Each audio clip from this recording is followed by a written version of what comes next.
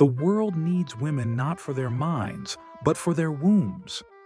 Anonymous old world sentiment. What if the very thing that makes you great also makes you unlovable? It's a question most men never dare to ask until life forces them to. Until they've given everything to a mission only to come home to silence. No admiration, no warmth, just the quiet sting of being misunderstood. History has seen this before. It saw it in the eyes of Napoleon Bonaparte, a man who conquered nations but could not keep the woman he loved. While he orchestrated the rise of an empire, she found comfort in the arms of other men. This wasn't just a personal tragedy, it was the beginning of a pattern, a wound carved deep into the masculine psyche. And like every man who ever chose greatness over comfort, Napoleon learned the truth too late. Love does not always reward vision. Sometimes it punishes it. Greatness and love are rarely compatible. One demands total focus, the other constant presence. One is fire, the other warmth. And a man cannot hold both without burning something down. We're told that women desire greatness, strength, vision power, but the truth is more complicated. What many truly seek is not greatness itself, but the illusion of it, a man who appears strong, yet remains emotionally available, easily tamed, perpetually attentive. But greatness doesn't work like that. It consumes. It isolates. It requires a man to disappear for days, sometimes years, into the depths of obsession, into war invention building strategy, into whatever fire calls him. Napoleon understood this, not just on the battlefield, but in the chambers of love. While the world bowed at his feet, the woman he loved drifted further away. Because what he offered wasn't comfort, it was chaos, momentum, intensity. And to a heart that craves routine affection, that kind of man is not a lover. He's a storm. And that is the silent tragedy of many great men. Not that they fail to love, but that their love is eclipsed by the magnitude of their mission. They are not cold by nature, they are cold by necessity. Because in a world that praises passion, few can endure the heat of a man who burns for more than love.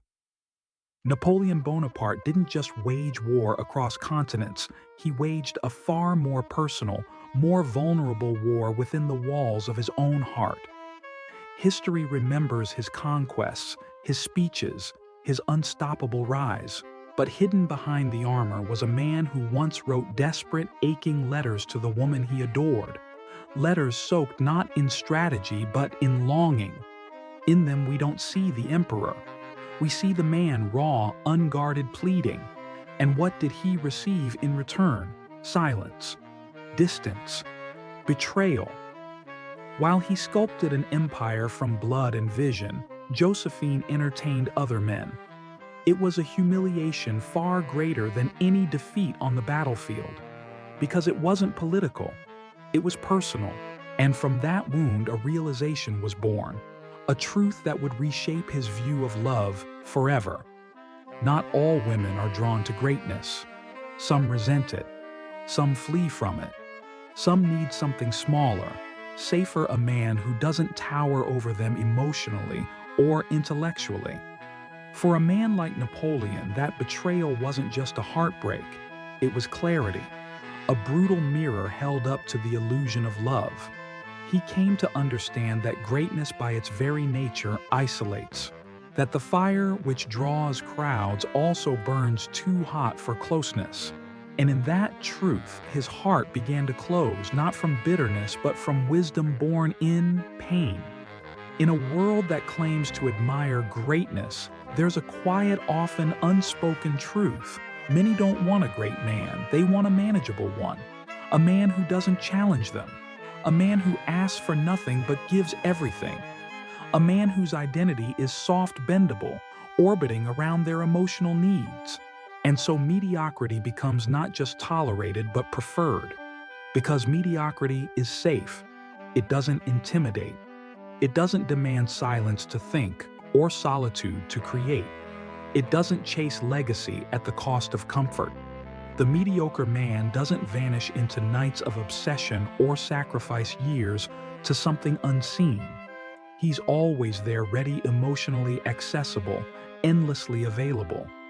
And ironically, that makes him appealing not for his strength, but for his lack of threat. For many women, his greatest virtue is not what he is, but what he is not.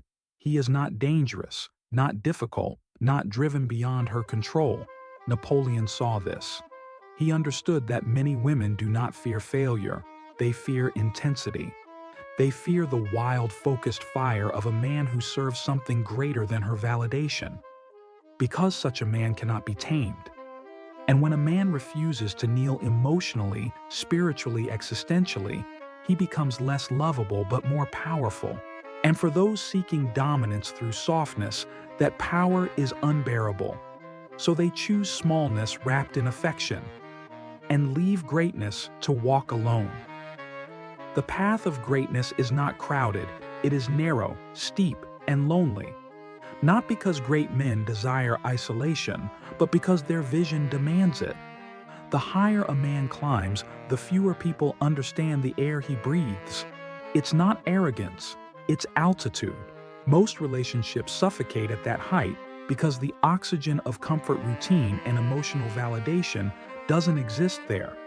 And so the great man walks alone, not as a punishment, but as the price of clarity.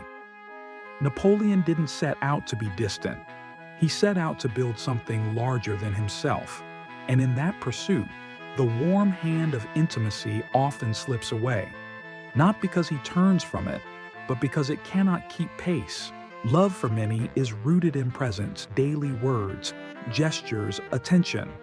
But greatness requires disappearance. It demands the vanishing act of the soul into silence, into strategy, into obsession. And the world rarely waits for the man who chooses fire over flowers. This is the bitter irony: the more a man gives to the world, the less of him there is left for love. His focus becomes distance, his passion becomes neglect, and eventually, his devotion to purpose is mistaken for emotional coldness. But what they call cold is actually discipline. What they call unavailable is simply the weight of responsibility. And so, misunderstood and unmatched, the great man walks alone. Power can move nations, win wars, and reshape the fate of civilizations, but it rarely wins the heart. That's the tragedy no one tells men. We grow up believing that if we become successful enough, strong enough, powerful enough, then love will naturally follow. That women will admire what the world applauds, but admiration is not affection. And power, despite its glory, often breeds distance in intimate relationships. It commands fear, not closeness, respect, not warmth.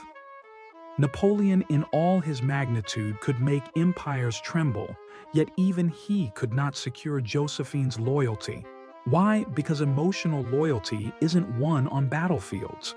It's cultivated in predictability, in softness, in repetition. And greatness by nature disrupts all three. For many women, love is found in safety, not awe.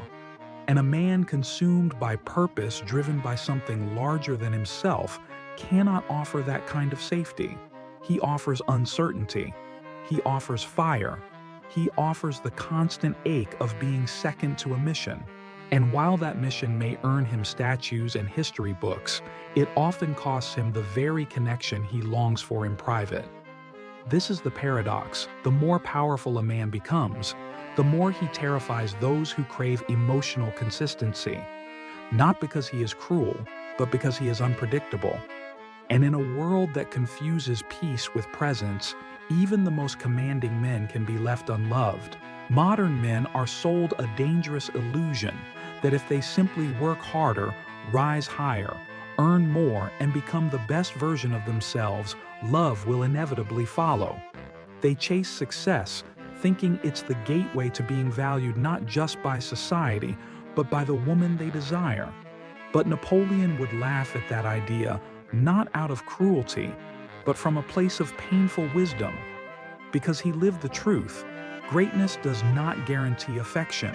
In fact, it often repels it. The modern world claims to celebrate exceptional men, but only when that greatness remains convenient, when it doesn't disrupt comfort, when it doesn't outshine others, when it still makes room for emotional dependence. But a man truly chasing legacy cannot prioritize comfort. He cannot pause every time someone feels insecure. And because of that, he becomes emotionally unattractive to many, not for his flaws, but for his independence.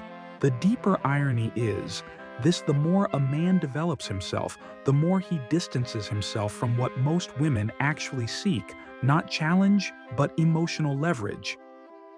The ability to mold to influence, to center the relationship around their own needs. And so despite his brilliance, the modern man finds himself rejected, not because he's not good enough, but because he's no longer controllable. And that in the eyes of many is the ultimate threat. Love in its most noble form is built on admiration and mutual elevation. But in reality, many relationships aren't constructed that way. They're built on something quieter, more strategic emotional leverage. Behind the poetry of romance lies a pattern that few dare to admit. People, especially in modern dynamics, often don't choose partners based on greatness. They choose based on control. Not consciously perhaps, but consistently. A man who burns with vision, who refuses to be emotionally dependent, who cannot be pulled off course by tears or tantrums, that man is deeply threatening to the emotional hierarchy of many relationships. What is safer after all than a man who pauses his life every time you cry, who reshapes himself to fit your moods, who turns down his fire so you can feel warm? Such a man is not loved for his essence, he's kept for his compliance. And yet he's praised as supportive, emotionally available, a good partner. But quietly, something corrosive takes root, a loss of respect. Because a man who is too easy to mold is never truly admired. He may be loved, even needed, but not followed, not revered. Women, like all humans, crave leadership at a primal level, but not if it comes at the cost of their emotional dominance. And so many end up choosing the man they can mold, not the one who makes them rise. You cannot own a man who serves a mission larger than love. You cannot hold him in place with affection or tame him with comfort. A truly great man is not moved by validation or seduced by approval. He moves with intention, guided not by emotion, but by vision. And that kind of man terrifies the modern relationship model. Because today, many are conditioned to equate love with possession, to believe that to love someone is to hold them close, to have influence over their heart, their time, their thoughts. But what happens when a man refuses to be held? When he doesn't orbit around her feelings but around his future, he becomes a threat. Not because he's unkind, but because he cannot be controlled. And the world is quick to demonize what it cannot control. It calls him distant, emotionally unavailable, toxic, even dangerous. Not because he's harmful, but because he's untouchable. A man who needs nothing is immune to emotional manipulation. And in a society built on emotional bargaining, that immunity is seen as rebellion. Napoleon lived this. He wasn't cold by nature, he was focused by necessity. And that focus, that refusal to be distracted by comfort, made him powerful and profoundly alone. The man who cannot be owned walks a road few understand. But it's that road, that lonely, ruthless road, that leads to immortality. Even the emperor dies alone. That is the quiet tragedy history rarely dares to say out loud. Not because he lacked love, but because he outgrew what love demanded of him. Napoleon, the man who reshaped Europe, who commanded armies and bent time to his will, still found himself misunderstood by those closest to him. His downfall was not his power. It was the illusion that someone could ever truly understand the weight he carried. Because a man driven by destiny is always walking ahead of the world, and most cannot follow. They admire from a distance, but when the fire gets too close, they retreat. This is the price of legacy. The more a man becomes, the more isolated he feels. Not from arrogance, but from elevation. While others speak of weekends and affection, he's thinking in centuries and empires. That divergence of purpose, of soul, eventually widens into a chasm. And one day he looks beside him and realizes no one has kept up. There is no malice in this, only inevitability. The man who builds nations cannot build a nest. The man who writes history rarely writes love letters. And so he chooses, not because he wants to, but because he must. Peace or power, warmth or immortality. And while the world sings of romance, the great man trades it not out of hatred for love, but out of devotion to something even greater. Even the most powerful man must eventually face the silence that greets him when the crowd is gone, when the woman he fought to protect has turned away, and when all that remains is the echo of legacy. That is the final cost of greatness, not the wars, not the betrayals, but the realization that those closest to you will never fully understand what you gave up to build something timeless. Napoleon learned this not in battle, but in heartbreak. He could command armies, but not affection. He could conquer nations, but not hold the loyalty of the one woman he loved. Not because he was incapable of love, but because love required a version of himself he could no longer be present, predictable, soft. What he offered was intensity, momentum, and vision, but for many, those are not gifts. They are burdens. His greatness exposed the smallness of others. His purpose overshadowed their comfort. And eventually the very fire that made him unforgettable made him unlovable. So he walked alone, not out of pride, but because there was no other way. Because a man consumed by vision cannot slow down to explain himself. And the more he becomes what the world cannot ignore, the more he becomes what no one can truly hold. That is the tragic paradox of the great man. The higher he climbs, the lonelier the air becomes.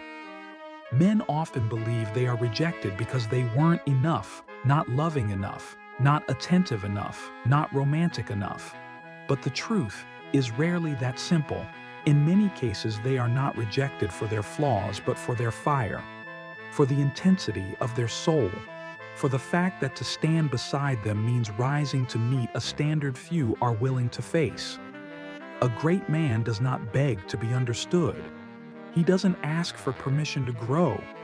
He doesn't shrink to fit inside someone else's comfort. And that, for many, is the deepest threat because such a man is not emotionally dependent. He does not need affection to validate his worth. Most people, including women, are not looking to walk beside a storm. They are looking for warmth, for predictability, for the reassurance that they are the emotional center.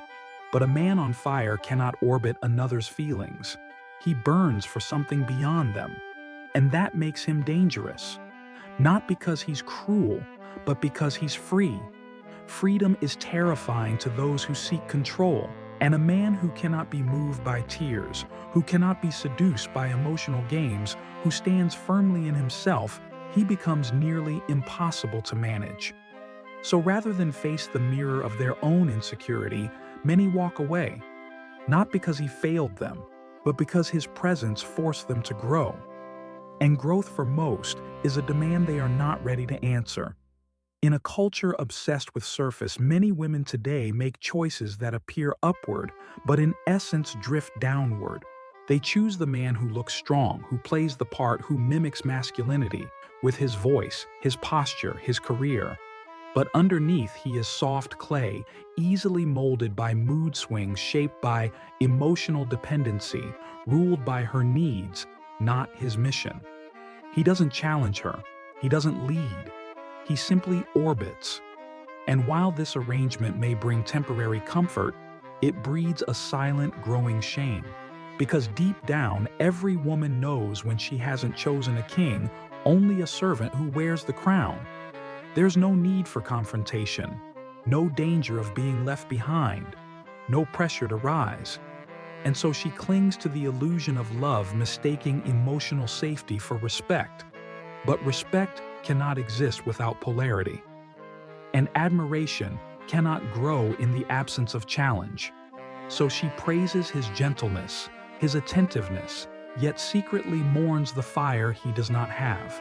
Meanwhile, the man she did not choose, the one who burns with purpose, who stands unshaken, who demands growth, walks alone.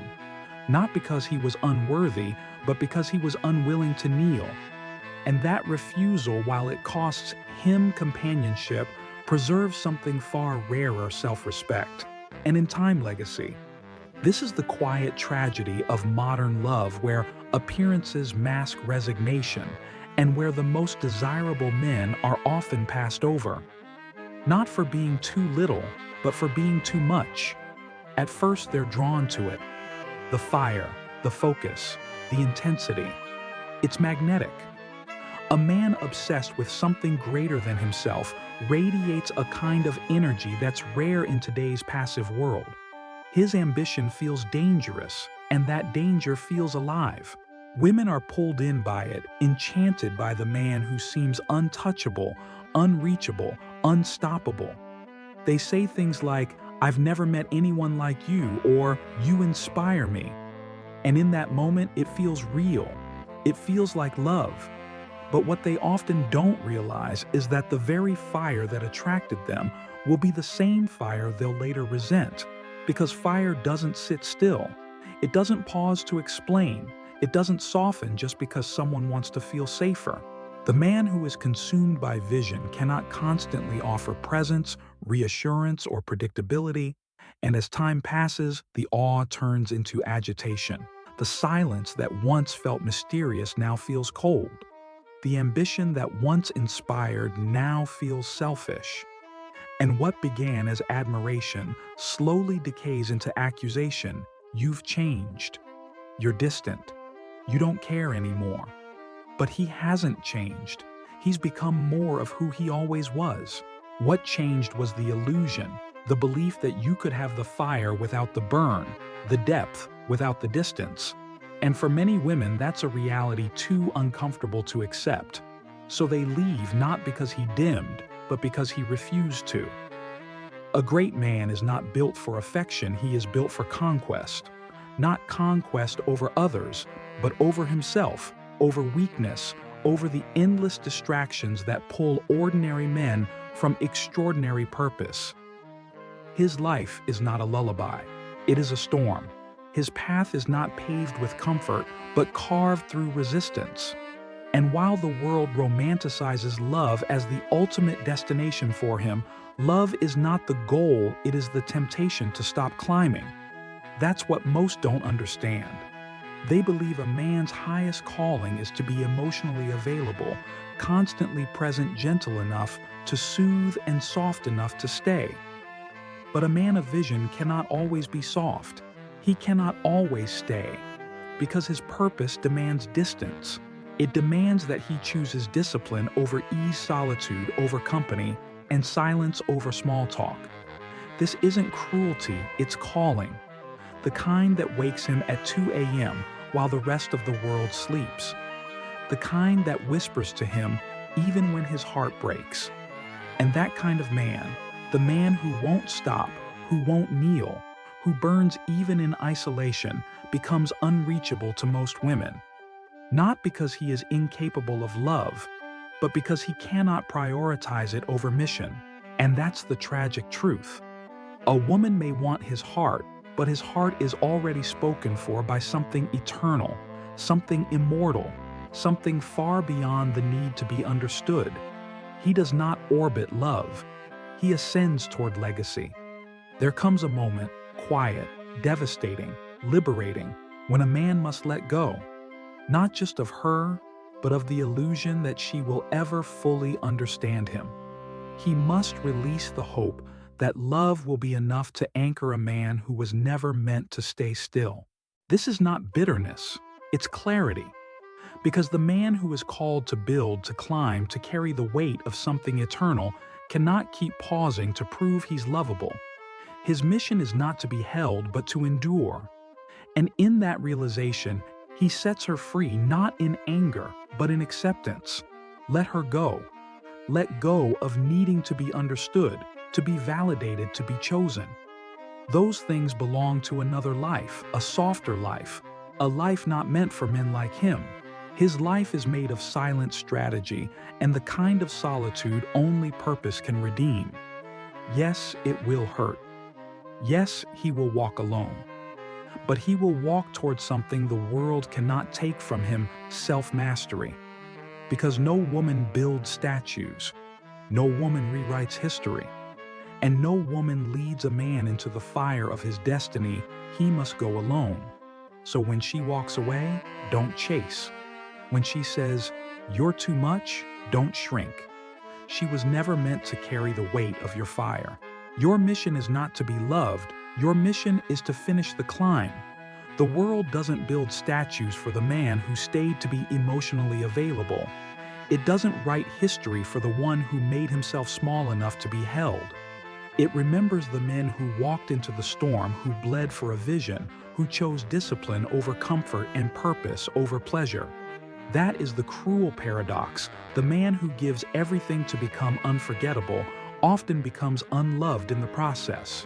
Not because he lacks a heart, but because his heart beats for something that cannot be shared, a mission, a mountain, a destiny. Women will say they want greatness. They'll admire it from afar. But when faced with the raw, relentless reality of it, the long nights, the obsession, the absence, they retreat.